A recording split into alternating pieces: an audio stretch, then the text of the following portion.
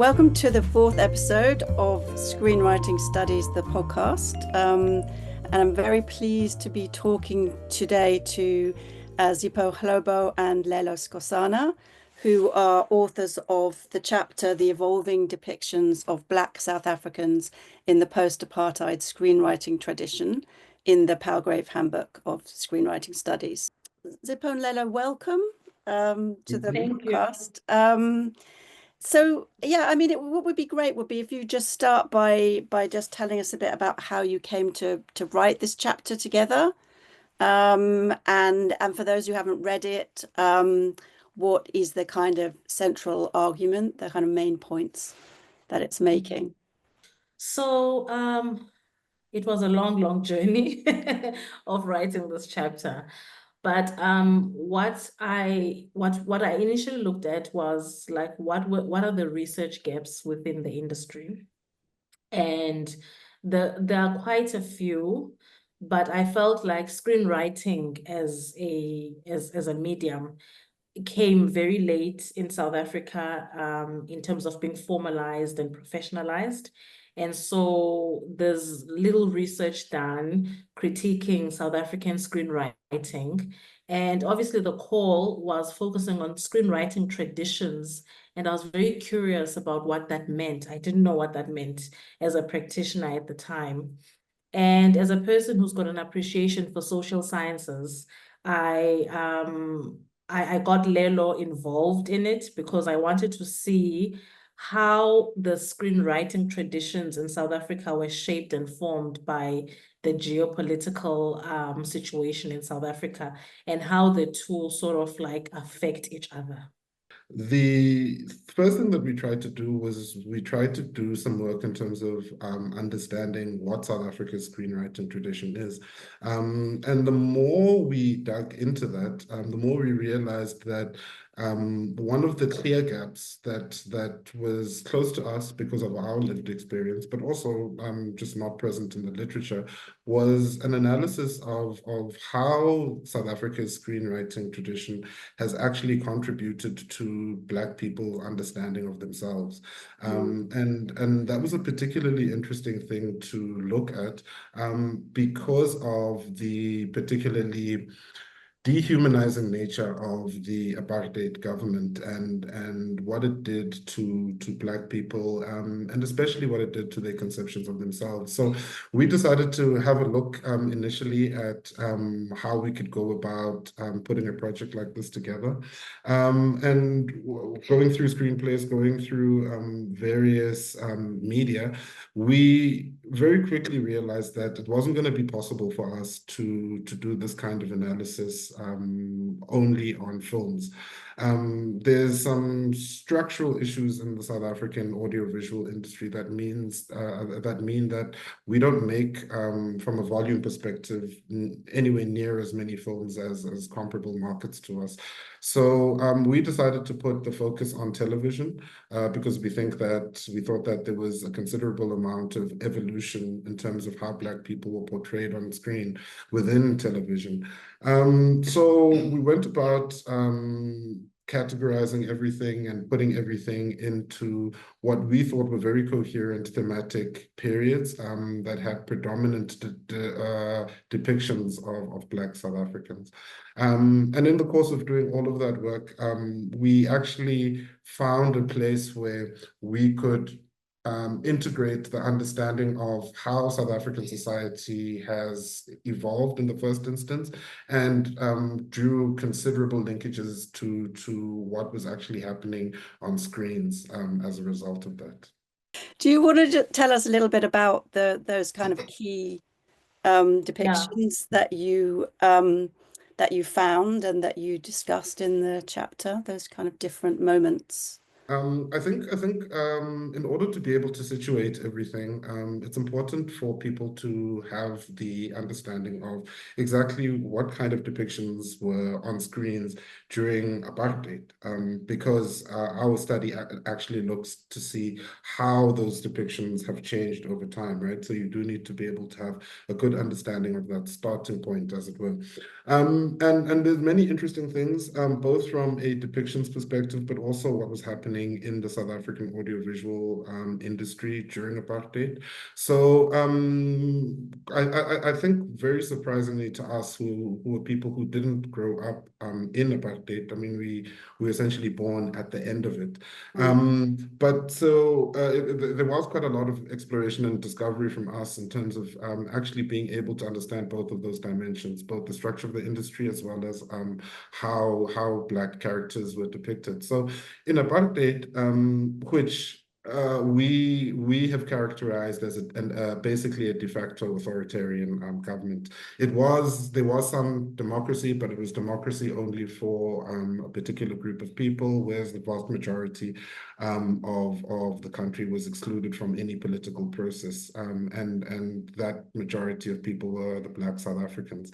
And because of the authoritarian nature of the apartheid government, they actually played a big role in terms of determining what depictions were put onto screens, in the sense that they made it very clear that there would be no depictions that weren't in line with the standard apartheid messaging, where Black people were second-class citizens, didn't belong in urban areas, and were just there as visitors, and everything that was associated with that. So the apartheid government did play a significant role in that. And I think another key aspect of the apartheid phase was the sheer dominance of the South African Broadcasting Corporation, or SABC.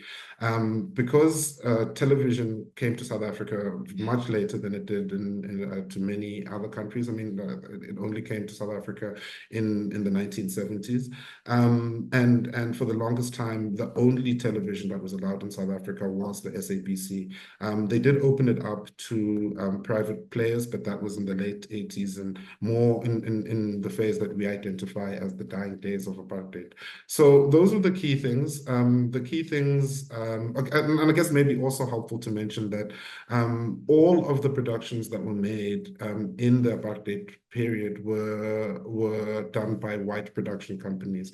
And white production companies who were essentially acquiescing to the dominant view of the apartheid government and the role that they foresaw Black people to have. So all of that is important because our analysis looks at those dying days of apartheid, and that's largely a period that corresponds with 1985 till about 1993. And I think the key depictions in that part of South Africa's history were very much of Black South Africans in the way that apartheid thought of them. So very, very township, and townships in South Africa are peri-urban areas where Black people were forced to live essentially have their lives there whenever they weren't in the urban areas working for white people in various capacities. So the depictions were of Black people in townships, largely, but also Black people in rural areas, because the apartheid ideology actually had it that Black people weren't from South Africa. They were from a particular Bantustans. If you were Zulu, that would mean KwaZulu-Natal, or if you're Xhosa, it would be Ciskei or Transkei, which correspond with the Eastern Cape now.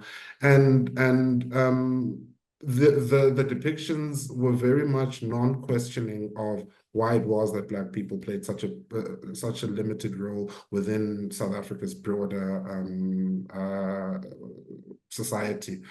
And then the second phase that we go into is what happens when South Africa now opens up, when South Africa becomes a democracy, where Black people get political representation.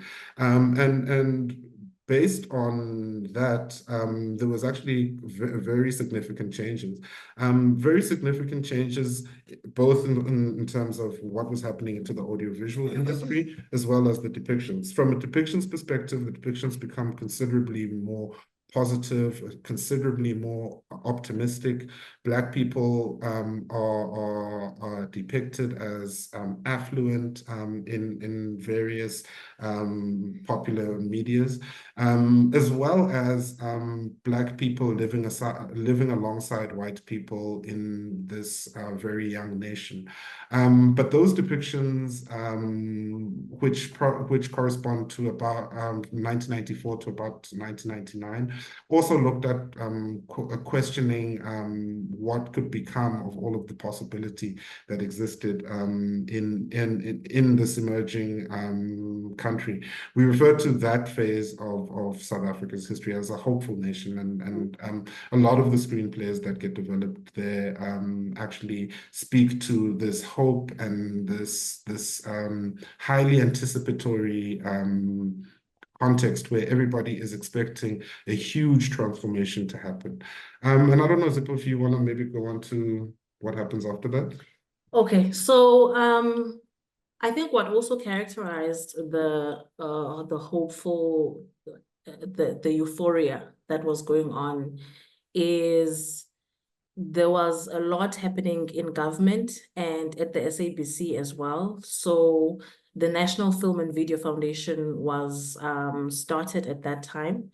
And the National Film and Video Foundation was going to be in charge of leading transformation in South Africa in this particular industry. And what that looked like was a distribution of funds and lots of training, particularly for Black creators.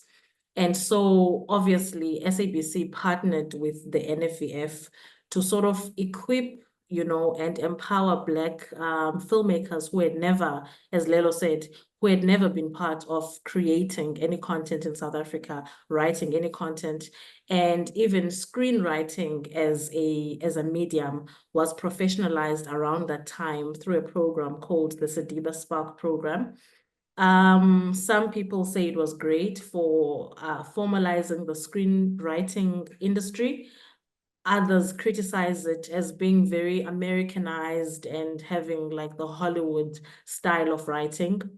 But in this era, we saw a lot of like opulence in terms of the depictions of Black people. It was very aspirant, but at the same time, one would say the government was trying to educate the masses to partake in this new democracy. There was a show called Khululeka, Be Free, and there was a lot of education on voting because Black people had never voted in the apartheid regime, what that means, why you should vote, and just the administrative education of that. So there was a lot of like heavy-handed content that was coming out at the time, and it wasn't necessarily written in the professionalized way. It was written very educationally. These were stories that went on TV, on radio, became pamphlets. There was another one called Soul City, which was really looking at the health of Black people who were in the peri-urban spaces, sort of neglected, and trying to get them to have agency for their own lives. So it was hopeful in one sense, but also very educational in another sense. And then we moved to a youthful renaissance between the 1999 and 2010 phase of content. And I would say that was the golden years of like creativity and really good screenwriting.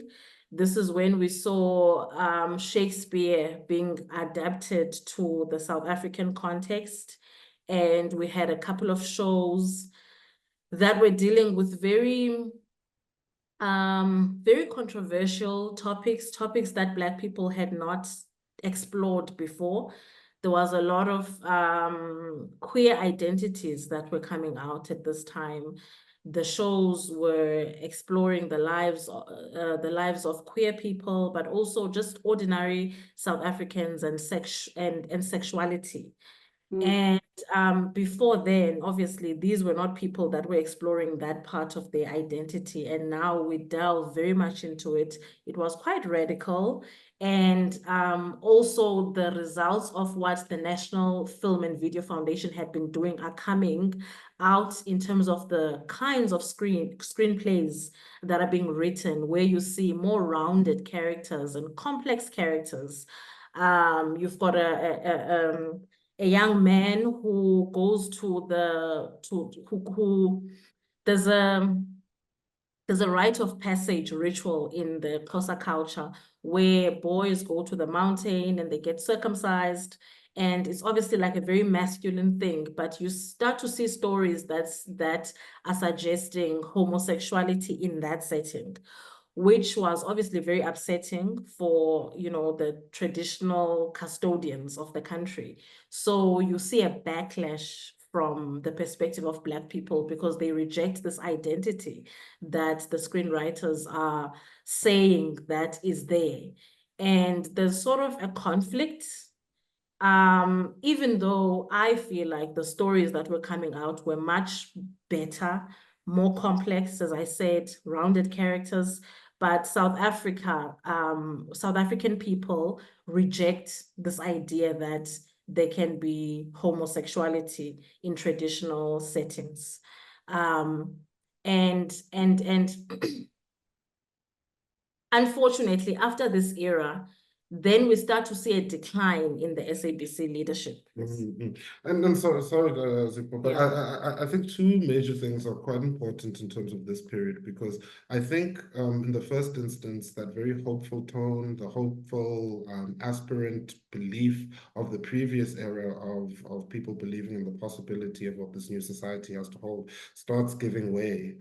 People start to realize that, as much as things are changing, things are broadly remaining the same, in the sense that a lot of Black people throughout the transition from apartheid to democracy were looking forward to getting considerably more economic opportunity, and that was not so forthcoming. But also, I think an important part of the period that Zipho's just described, and I think the drivers of what made those character depictions so much more complex, is that Black people now are starting to be the people that are writing Black characters. Whereas previously, there was still a considerable amount of white people who were writing from their particular perspective. So I think those two are certainly worth calling out in terms of what was happening in the industry, as Zipho said, largely driven by the efforts of the national government in the form of the NFVF. But also SABC's leadership had now been, it's now a group of Black people with a very different agenda, as well as a different mandate. Whereas the SABC used to be a state broadcaster, it was now a public broadcaster that was supposed to be creating content and broadcasting it for the interests of everybody, as opposed to be driving a political agenda. You've given a really good kind of idea there, I think, of the way that the chapter actually kind of discusses this complex relationship between screenwriting and representation on screen and national identity, or if that can even be considered. One of the things you say is that actually, apartheid identities created these separate identities, so it's actually quite hard to talk about a national identity for South Africa. But that relationship between the screenwriting representation and an identity within the nation that's going through all these changes is really interesting in your chapter. And I wonder if you could talk about now, like how things have developed from that point that you kind of ended your study. So your study ends maybe in the sort of 2010s.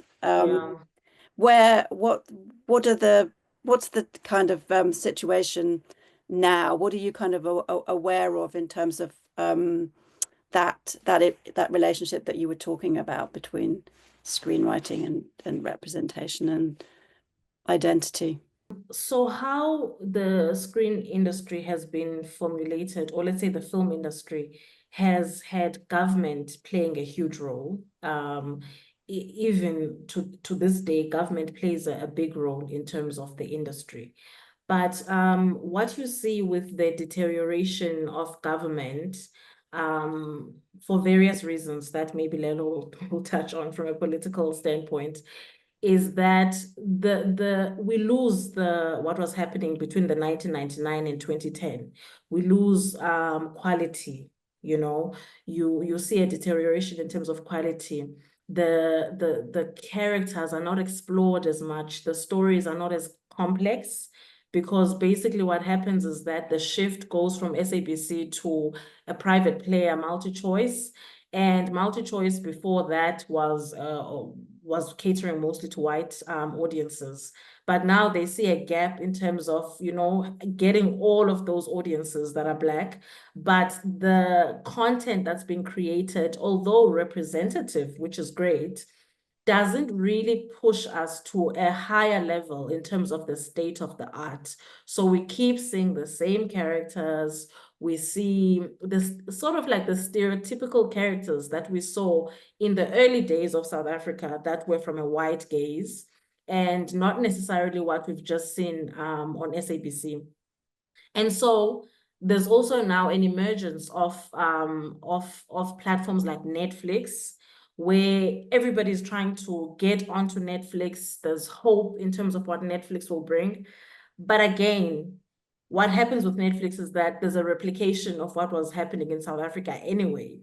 So it's this series and then the next one and then the next one. And then you realize that this is the same characters. This doesn't move us in terms of understanding and shaping an identity for South Africans.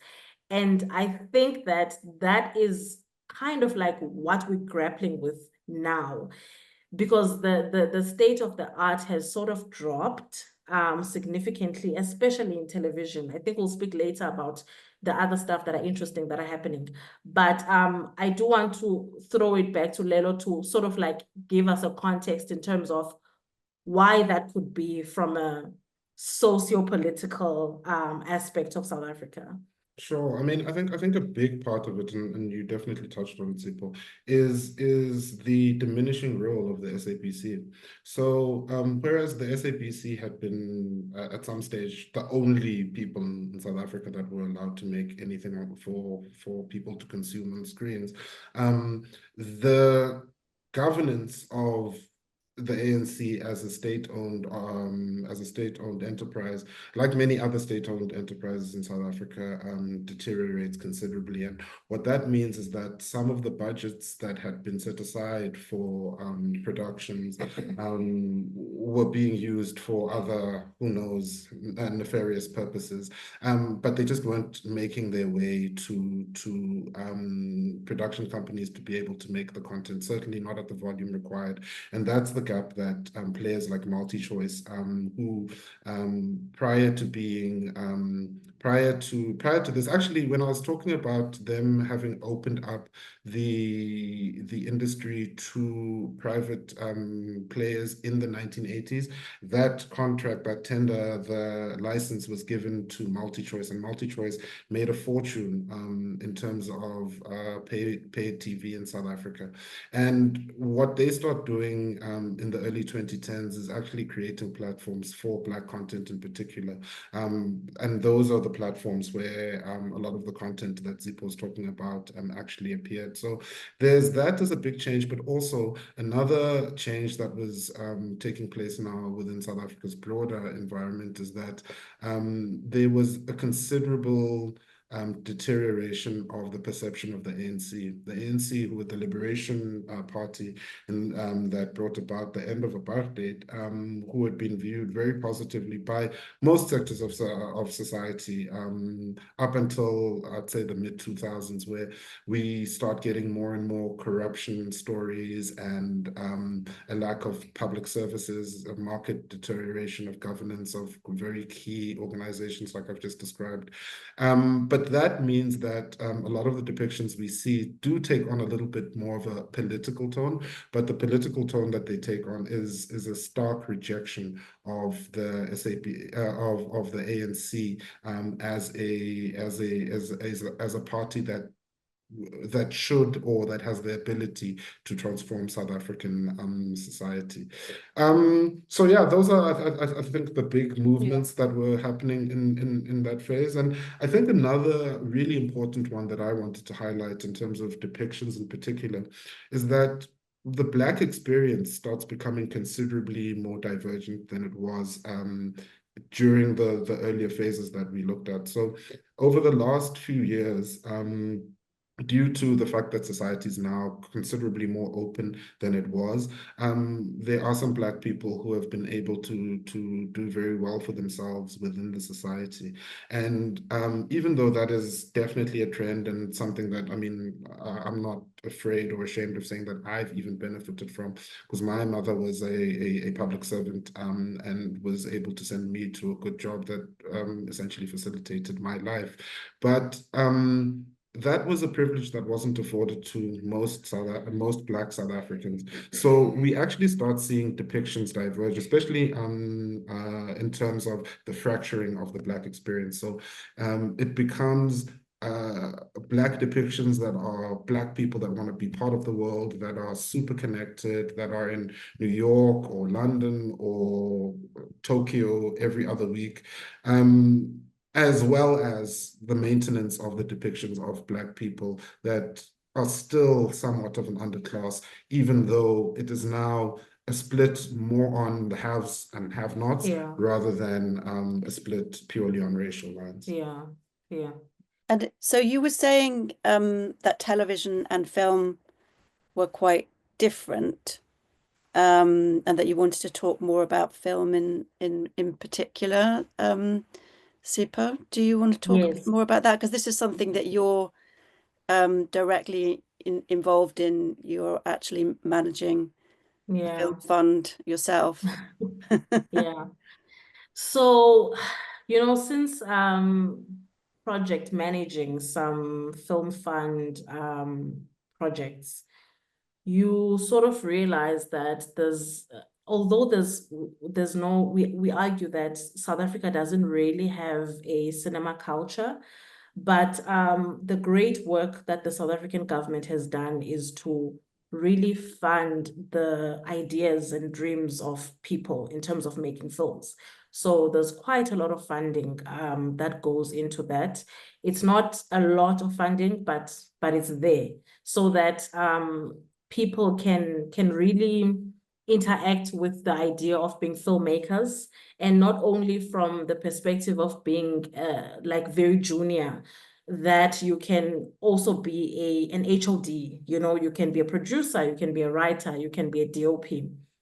So within that work, you start to see that there's a lot of like it's very different to what's happening on television, because the television space is very much defined by political agendas, because the South African television space has been very politicized since it started, since the days of apartheid up until now. And there's also like a lot of corruption that characterizes the agendas within the television space. Who gets the contract? What are they supposed to produce? Who gets the work and whatever? So much so that you start to look at the independent space that still government is funding, and you kind of see a possibility for a South African cinema culture. And I think the pitfalls of this very television-based culture is that you see that even those who are making films are very influenced by it.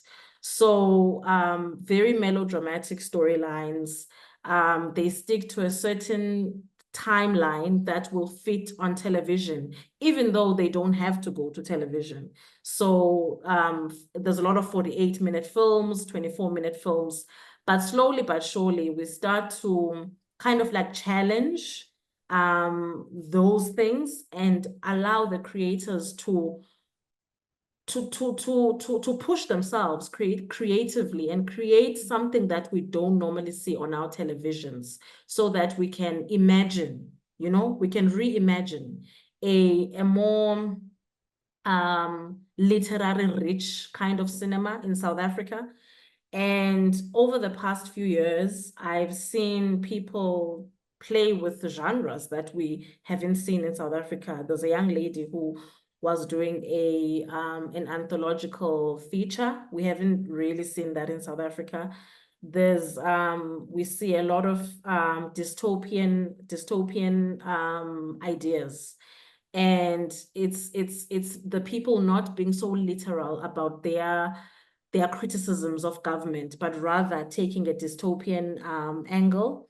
We see a lot of psychological thrillers, my favorites. They're starting to come out a lot, and horrors. And unfortunately, there's a lot of red tape that these young filmmakers and screenwriters have to grapple with, because a lot of times somebody comes with an idea and the first thing they hear is horrors don't work in South Africa. So they really have to push through those things. But there's some interesting things that are happening within that independent space that for me could mean that we're building a cinema culture in South Africa, and we can use the short film space to also do that, because the budgets are not so big, and we can start making some films. Yeah, I think I'd like to pick up on the issue of budgets, because it's actually a very, very important thing when you look at the kind of content and what content gets made in South Africa. So as Zipho said, the space is largely dominated by commissioned content, where television broadcasters or now streamers have got particular agendas that they're driving for their own commercial interests. But the film space in South Africa, I think, is very largely characterized by a lack of capital. And as Zipho said, the government does provide capital to independent filmmakers to be able to make film. The problem is the government has got a plethora of other priorities. So what they make available is not enough to sustain a industry in a meaningful way. And one of, I guess, my interests is the lack of private capital. Why is it that private capital doesn't come in to fund films in South Africa? And I think a big part of the answer to that is the fact that a lot of South African content films struggle to be able to recoup the investment made in them in the first instance, and then secondly to be able to make more money than that, because most capitalists wouldn't invest in a project to break even. They invest in that project to be able to make money. So the fact that capital is so scarce in South Africa, I think limits the amount of films or limits the diversity of films that we get to see as an audience in South Africa. And also South African people, as much as society has improved, we're still very poor. People find the prices of going to the cinema very, very expensive, and things like Netflix password sharing are rampant in South Africa, just due to the fact that most people just don't have a lot of money. So I think that's a key part of it, to say that yes, there's quite a lot of interesting stuff happening in the independent space, but there's that big barrier that means that a lot of those great scripts don't make it onto the screen. Yeah. And certainly, I think also even in the funding space, government agendas definitely, or priorities definitely affect what is being written.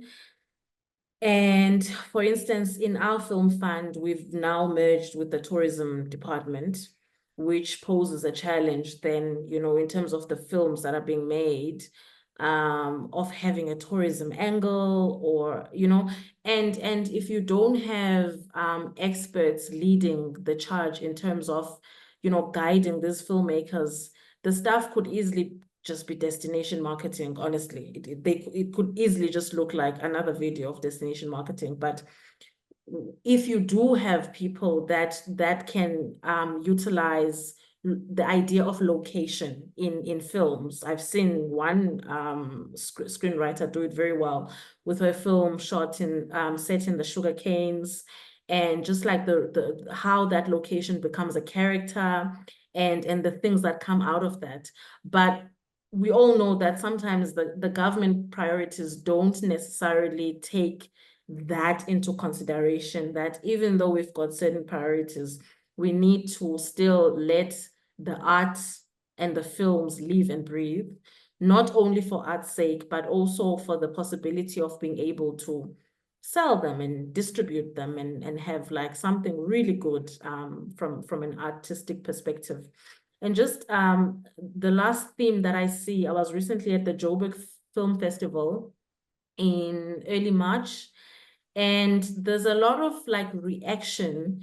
I don't know if you've been following the Elon Musk, Donald Trump, AfriForum stuff going on, but there's a bunch of Afrikaners that have gone there to say that Afrikaners are basically being abused in South Africa, you know? And so there's a lot of reaction to that, because it seems like if we don't archive our history, then somebody can easily come and change it and say that something different has happened to what has happened. So I think what has been happening has really made filmmakers, screenwriters, understand the responsibility they have in terms of archiving history as it was.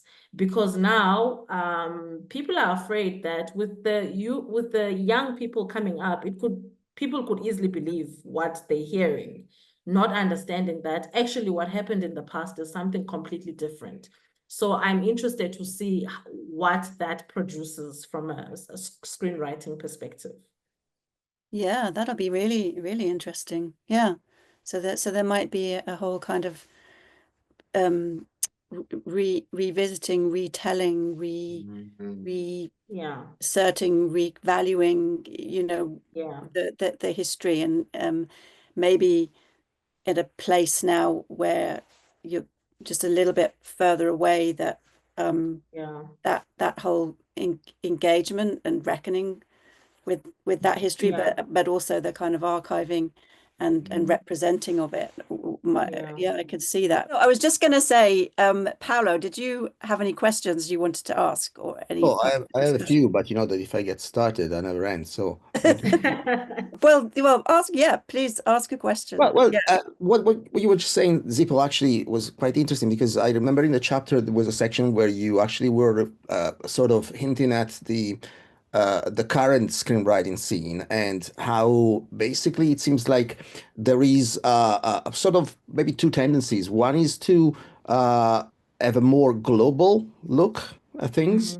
And on the other end, though, there's also, I think you mentioned it as a sort of reflective tone to look back at the past, which would go basically in the direction that you were mentioning, which is actually quite important. So it seems to me that actually the potential is there. It's more the practical issues that, or the practical limitations that are maybe holding it back. Is that is the way I understand it, but I'm not sure whether I understood it right. Yes, so I think we once did a presentation in one of the universities where, you know, we were having this conversation with the students, and they were saying this hyper globalized content, we don't relate to it. You know, who is it for? Yes, they're saying it's in South Africa, but I don't see myself in this.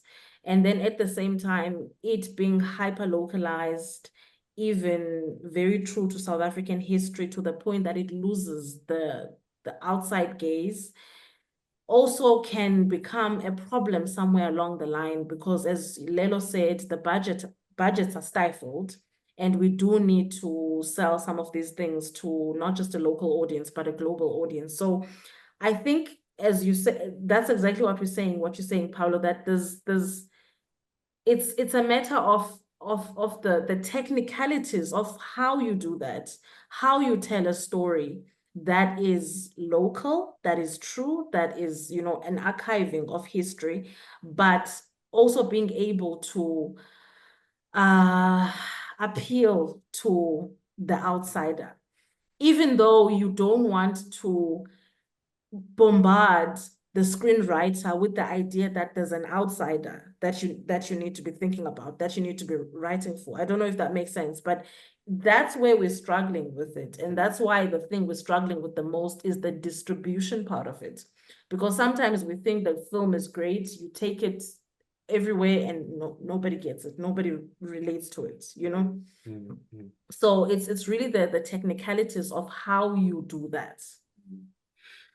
Yeah, and I mean, I think what I'd like to add is to say, and I think I was saying, getting at it a little bit earlier, to say that, you know, South African audiences don't actually have that much money. So if you are going to be making a film, obviously it's not predominantly a commercial endeavor, but there is a very important commercial aspect to it, because it costs a lot to make, and you need to get that money from somewhere, and whoever you get it from, they're most likely going to want it back. And I think a way out of that is to make our content, our screen content, a lot more appealing to the rest of the world. And I think countries like South Korea have been incredibly successful at it. Whereas in South Africa, it just hasn't picked up that kind of psychology, that we should be telling authentic South African stories, but embedded with enough universality for them to be appealing to people who don't have a day-to-day understanding of it. So I think that it does present an opportunity as well, when it comes to the growth of the South African audiovisual industry, to the point where we can actually get to see some of those fantastic scripts that Zipho was talking about. Yeah, as I said, it's very difficult to be in a writing process and make the person aware too much of all of these things. It's kind of like work that needs to be done way before. It's an understanding that needs to be there. You find that there's a problem with marketing, being able to actually market this film so that people do see it, because that's a whole other budget that we've also seen in South Africa, that sometimes the films are recommended for the Oscars, and then part of what needs to happen is that they need to do the marketing, the robust marketing. We just don't have those budgets to compete at that level. So sometimes it happens that the scripts are great, but the money isn't there. Gets me thinking, because I don't know if you remember, but I think it was 4 years ago when you presented at the online conference. I know, I mean, I remember that we discussed, and you mentioned it earlier, about education and training, and it gets me thinking that maybe it's an evolving thing, because you said that there isn't really much of screenwriting education tradition in South Africa, in film schools at least, not the way that, or it's sort of an import from, for instance, the influence of American way of actually writing scripts. And is this still the case? Do you see traces of changes there, and could that help, to come up with alternative approaches? Yeah, so I think there's changes that are happening, but they are disintegrated. I think that's what's happening in South Africa right now, that there's people in their isolated ways of teaching screenwriting that are actually moving us to a different conversation. I remember I was having a conversation with the gentleman who joined, actually, Zunaid, who's a practitioner here in South Africa. And he was talking about how the Western idea of having the protagonist, the hero's journey, sometimes doesn't necessarily work for African stories, because that's not how Africans actually live their lives. So you do hear these ways that people are starting to teach screenwriting to be reflective of our culture and authentic, but it's not happening at a collective way, as a standard practice. It's really happening in a very disintegrated way. Sometimes for instance, the film fund that I work for, we serve like a low-skilled region of South Africa, so we necessarily have to use the language isiZulu in a lot of things that we do, and in that there's a lot of unlearning and learning from us as well in terms of what we've been taught and what is actually happening on the ground. I think it's developing, Paulo, and maybe in a few years it will be there in a more standardized manner. If a young aspiring screenwriter wanted to study screenwriting in South Africa, what are the options that are available to them at the moment? There's quite a few. So the main institution is AFDA University. It's across the country in most big cities in the country. So they are the cinematography school in South Africa. If you want to go and learn, you learn there. But obviously there's I would say there are shortfalls there as well, you know. Or you go to a university, there's some courses of screenwriting, but from my experience, having gone to university, it's very Western. You know, we take from the Western stuff a lot, so much that when you go into the industry to practice, you just realize there's a dissonance that happens, that what you learned, you still need to learn something else when you actually work in the industry. So the courses are there after being the main one, but I think there's work to do there. There's work to be done there. Absolutely. If I can just jump in there, I think it's important, Paulo, for you to understand that the dominant player within film education more broadly, so not only screenwriting, but also you know, all of the various other technical roles that exist in filmmaking, is AFDA. But AFDA is a privately owned university, so they run themselves for commercial purposes. And a lot of people who are interested in going into the screen industries would study there, predominantly because there's a clear path between studying there and getting a job in the industry. Yeah. And jobs are very scarce in South Africa. I mean, South Africa, as things stand, has got an unemployment rate, an expanded definition of 45%, which is astronomical. I mean, some countries, yeah, are concerned when they've got 9%. We've got effectively 5 times that. So the vast majority of people who want to go into screen industries do go into AFDA, and it's a much smaller contingent that would go to a traditional university Yeah. to get a more rounded education. But I think the problem with the more traditional universities, alongside what Zipho said, is the fact that the path from getting a BA in communication Yeah. and film studies to getting a job in the screen industries is much Yeah. more difficult than the path of going from Yeah. AFDA to the I industry. can Because imagine. obviously the school has kind of privatized Mhm. that pipeline. So you kind of feel like you'll make it more in the industry if you go there. Yeah. And obviously there's relationships with the National Film and Video Foundation, with our funders. We fund some students to go and study at AFDA. But look, Paulo, most young people in South Africa don't go to university. They don't have the opportunity to acquire higher education. And what that looks like is really the training incentives that the funders are giving, which are 6 months or 3 months or a year. People just collect a lot of that, which is not always the best quality, but also they learn by getting the internships and the learnerships and so on. It's a very small percentage of people that can access higher education, let alone higher education in a niche industry like the film industry.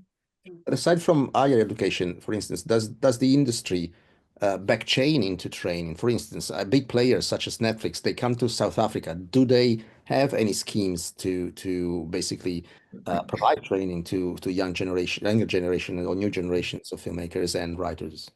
So the Netflix has bursaries that they give to South African students to be able to acquire the education. That's obviously, look, it's commendable as a company that's not necessarily from South Africa, although I have my reservations about it, because it's a very small it's a very small fund, firstly, but secondly, it just feels like they just, you know, throw the money at the National Film and Video Foundation and they must just run it.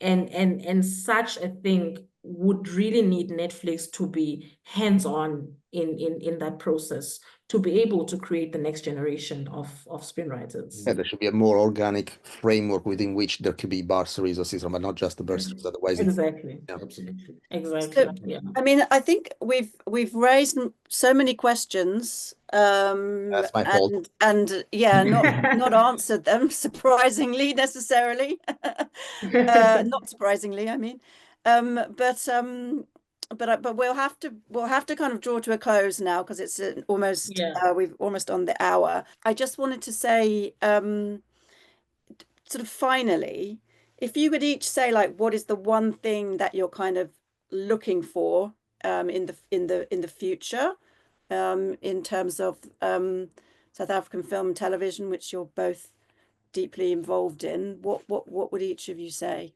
Look, for me, Rosamund, I want it to be something that has a little bit more economic sustainability. So I think that we've spent quite a lot of time honing the art, very, very important. I do think that there need to be clearer pathways to livelihoods, just so that it can make more sense for people more generally. And if you are a young, promising person that's got the option of either going into television or going into accounting, if those two things coalesce in you, I'd be very surprised if you find somebody that goes into television as things stand now, and not because it's not a fulfilling career, or film, not because it's not a fulfilling career, not because it's any less important than accounting is, but just because of the economic opportunities that exist there. So for me, the piece that Zipho was talking about in terms of making sure that distribution is taken care of, for the thing that makes South African content travel to more higher value markets, like the ones that you are based in and the one that Klaus is in now. I think that if that could happen, it would create a whole lot of possibilities for us to be able to get some of the stories from South Africa that I think the world would enjoy. Yeah, and from my side, I think it's very similar to what Lelo says.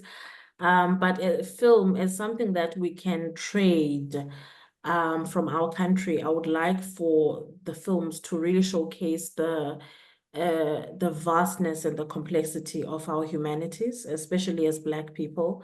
And I think from an internal perspective, for there to be a lot of care and a lot of work to strengthen the kinds of stuff that we come up with, and just bring open to new possibilities, new stories, new talent. You'll know that it's coming, right, Rosamund, when there's a South African equivalent of Squid Game or of Parasite or something like that, where we can produce something that becomes a global sensation. Then you'll know that we're on the right track. Yeah. We look And we forward. will. Can't wait. And we will. Yeah. Possibly written by Zip. Yeah. It's Okay. No, Thank you so much. been a Thank huge you. honor. Thank you very much. Can I just add before we leave that the next episode will be on Wednesday, the 7th of May, and we are going to have as our guest Rita Benes from the University of Lisbon, and she's going to talk this time. We're going to talk about reading screenplays rather than writing. So We'll make sure to show in person. All right. Thank you so much. See you then. Thank you Okay. very much. Bye. Goodbye. Bye.